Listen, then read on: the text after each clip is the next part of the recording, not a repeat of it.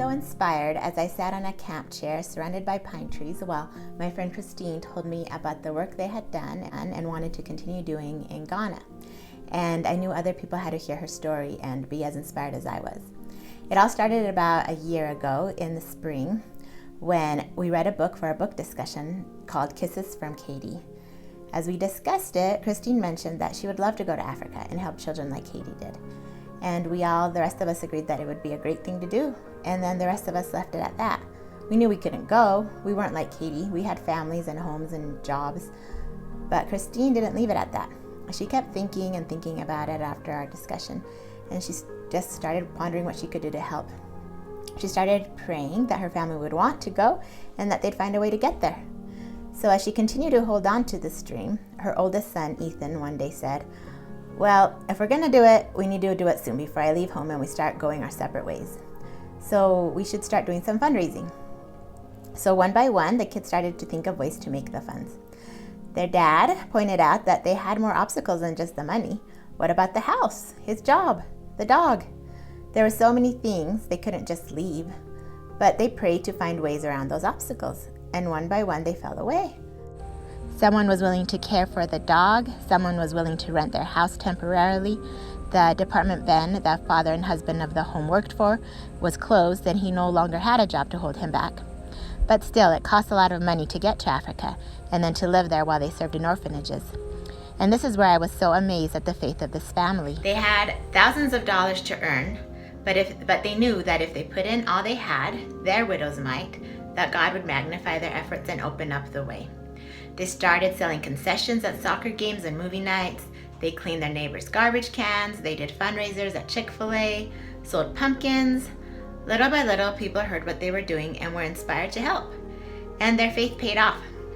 Despite many hardships that would have made most of us give up or wonder if we should stop trying with so much opposition, such as health problems, a broken water heater that flooded their basement, and very sick kids. The Tylers knew through experience, though, that there's always opposition when trying to do a good thing. So they kept on persevering, and they did it. God magnified their small efforts and got them to Ghana.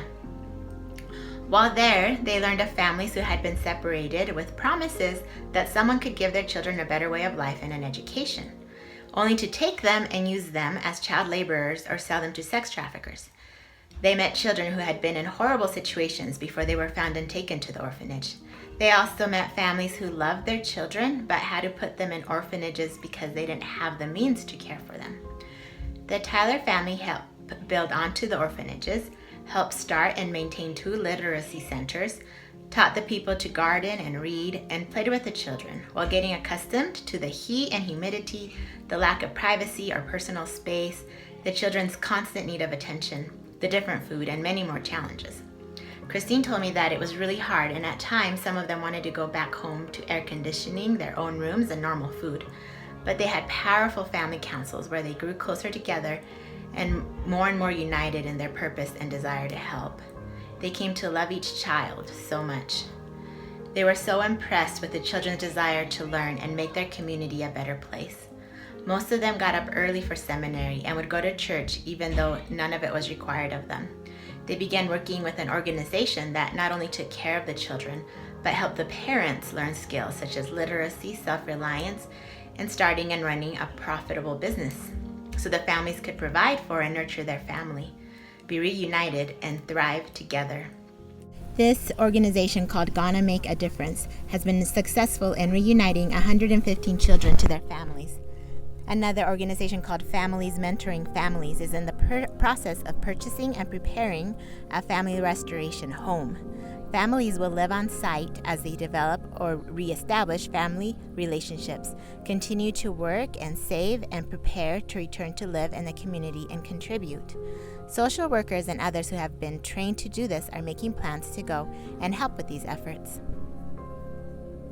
The Tylers found so many ways to help in this because of their experiences. They feel that their work on the inside of children's homes, successfully helping start and support literacy centers, and personal experience and application of financial self-reliance can bless families there now and for generations to come. They wanted so much to stay and continue the work they had started. The time came for them to return home though, and they spent a sad day saying goodbye to the children. They had 2 hours to say goodbye, which meant they had 2 minutes with each child for a hug and a farewell. One little boy, who was always smiling, curled into a ball and cried. They loved the children, and they knew they had to go back and continue their work. They have been back for a few months and have started their fundraising efforts again. Ben has been unsuccessful in finding a job despite his daily applications and his many qualifications. They believe it is because they need to return soon. The $20,000 they are working to raise will help them return to Ghana and provide for their family for 12 to 18 months. I wanted so much to help, but I could only help a little. I knew, though, that if others heard their story and could also contribute a little, together we could help them get back to their work in Africa. I know that just like the Tylers gave their little widow's mite to get started in this journey and made it to Africa, that God will also help us as we give whatever little we can give our widow's mite to help them, that He will multiply our efforts and help them get back to the work that they were called to do, and the families that they want to reunite, who will in turn bless their communities and help the people around them. So thank you for donating, and really every little bit helps. Thanks.